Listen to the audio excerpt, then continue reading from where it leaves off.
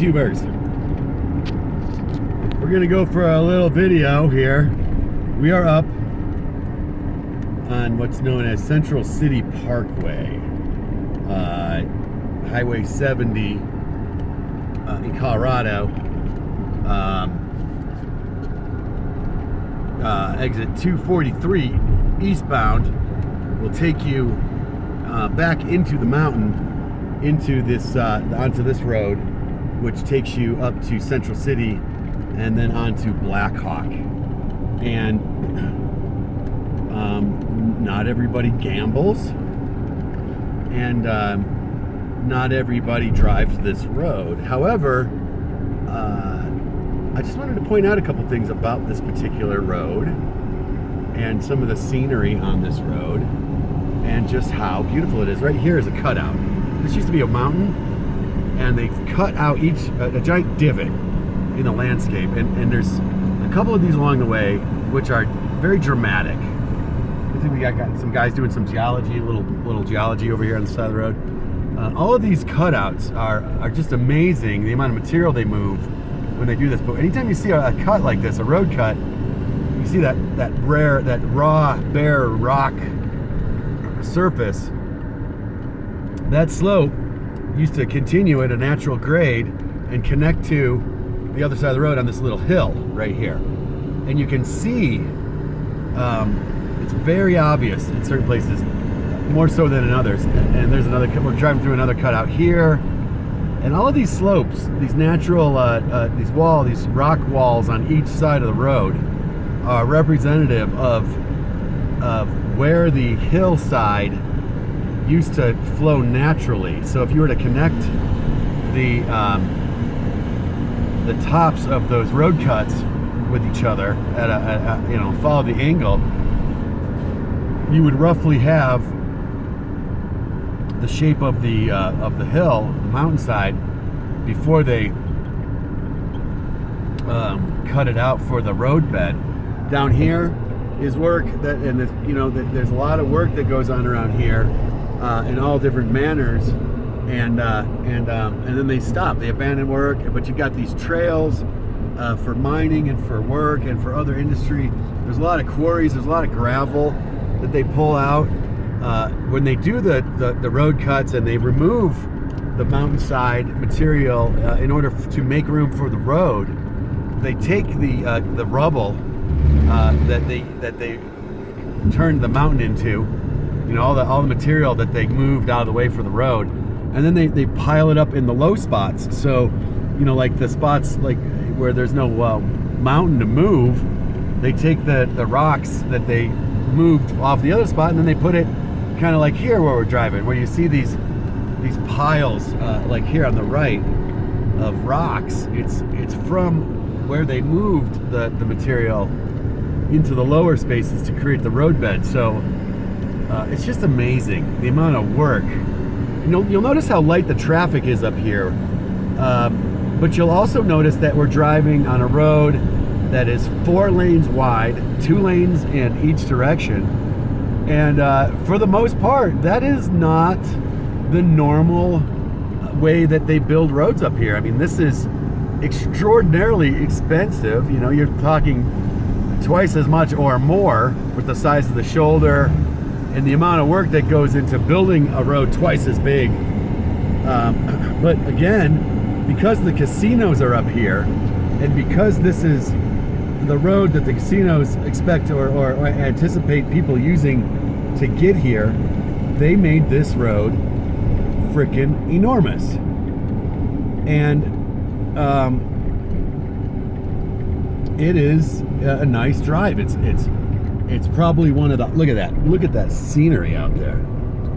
Look at that green meadow. I mean, it's mind-boggling what's the way the beauty that is up here.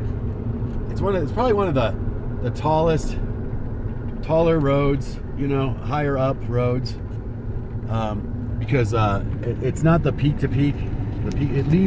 This road leaves the peak to peak somewhere in Central City, and then just winds its way down into towards I-70.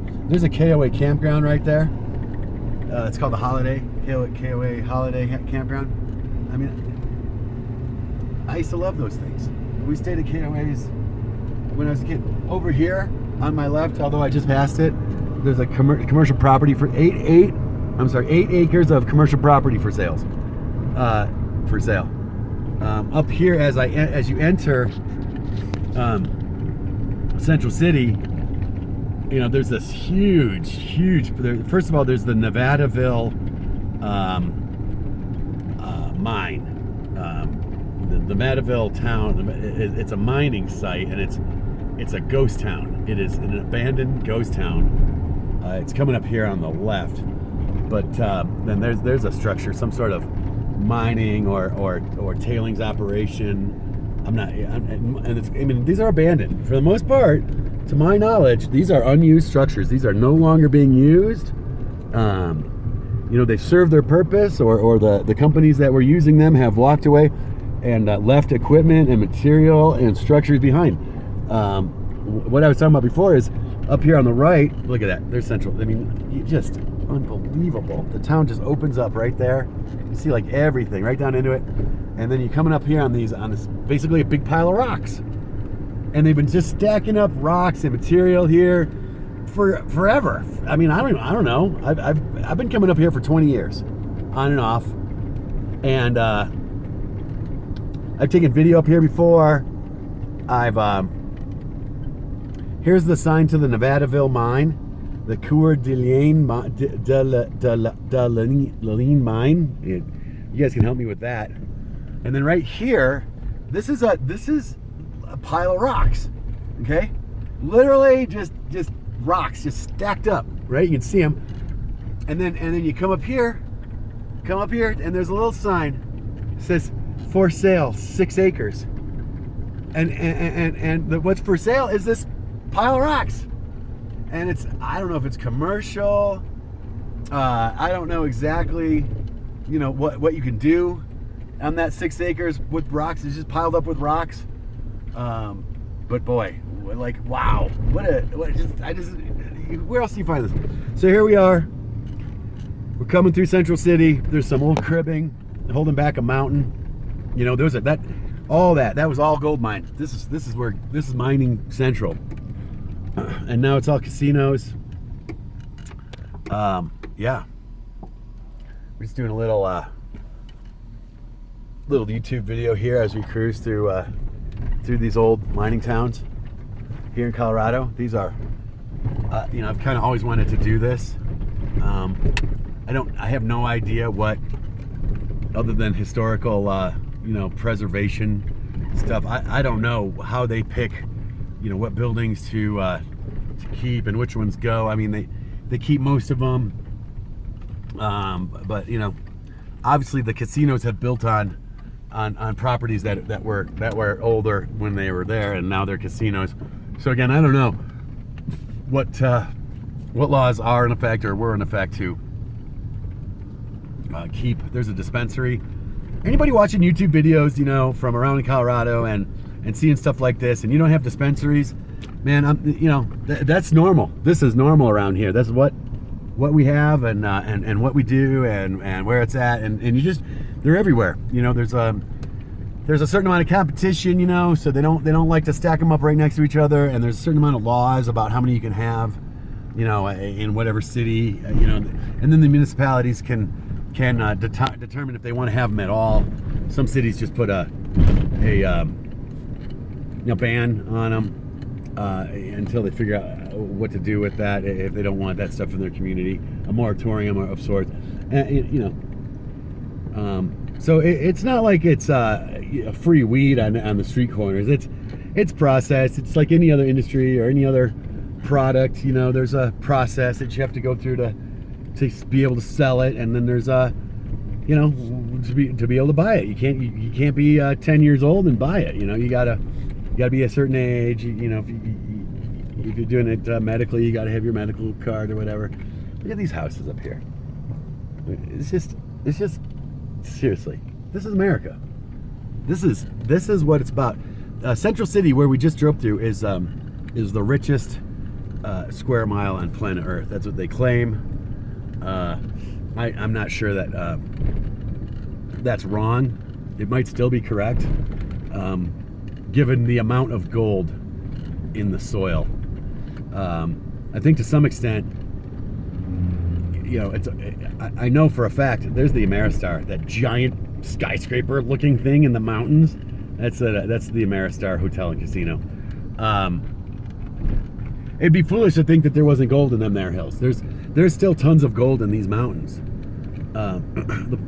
The issue, the thing about gold in the mountains these days, or in the modern era, in the modern world, is how cost effective is it to get the gold out? Meaning, what's the cost, financial cost to getting the gold out of the ore and refining it down to gold? And then on top of that, what's the cost of the environment? What's the cost to the cleanup? What's the cost? What's the overhead for the company to do that with the tools and the insurance and the safety and the regulations? It's one of those things that it's been priced out of the realm of being cost effective to do business. Now, does that mean that there may, does the day may come that gold, that it is cost effective, or that somebody decides to mine gold no matter what the cost and sell it and do that? No, that could definitely happen, and if the industry or the market demands that it's cost effective to go ahead and start trying to get the gold out of those mountains, and people will do that again. I think the other thing that's come to light with regards to money and industry in America, I might wrap up on this actually, because we're leaving Blackhawk now and the scenery changed a little bit, and we've looked at the casino towns. But with regards to the Second Amendment and firearms, this country, America, USA, United States of America, has moved a lot of its industry out of America, and I believe that the opportunity in America is not what it used to be as far as let's say jobs and industry. And I would just offer this as an idea. Our country is in a unique spot to be able to have firearms industry. We have the Second Amendment, and guns are legal in this country, and it's unfortunate. It's a shame. It's a complete travesty that people aren't able to take advantage of the ability to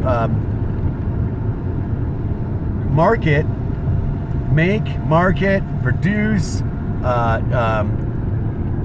firearms easily, affordably, cottage industry. There's no reason, literally no reason whatsoever, that Americans shouldn't be able to make money hand over fist selling guns to anybody in the rest of the world that wants them. And how difficult is it to start your own firearms company? And it should not be. This is America. Even if you're just doing accessories for firearms, the tone, the attitude, the opinion, the overall feeling of firearms is unbelievably naive.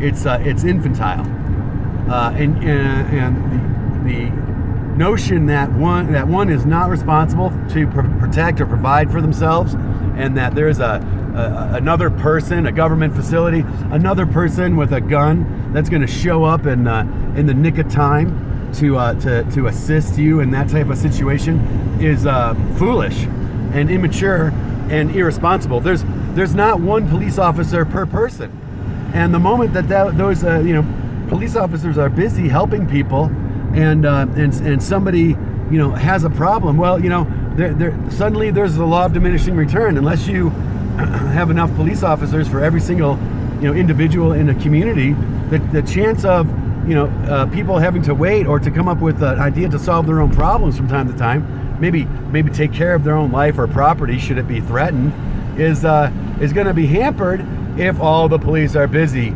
helping other people who don't promote their own well-being and safety with regards to firearms. For instance, not only that, but how much better, how much more sense would it make is if every criminal had to think that practically every citizen in America is armed, and they're going to take their life into their own hands if they decide to come up with and try to threaten, intimidate, approach, or break into a house of an American citizen. Because why? Because they're armed, and they're legally and morally and ethically obligated to be that way, because we don't rely on other people to take care of us. We take care of ourselves and each other because we're Americans, okay? God bless America. Long live the Republic. Keep your powder dry, baby. Peace out.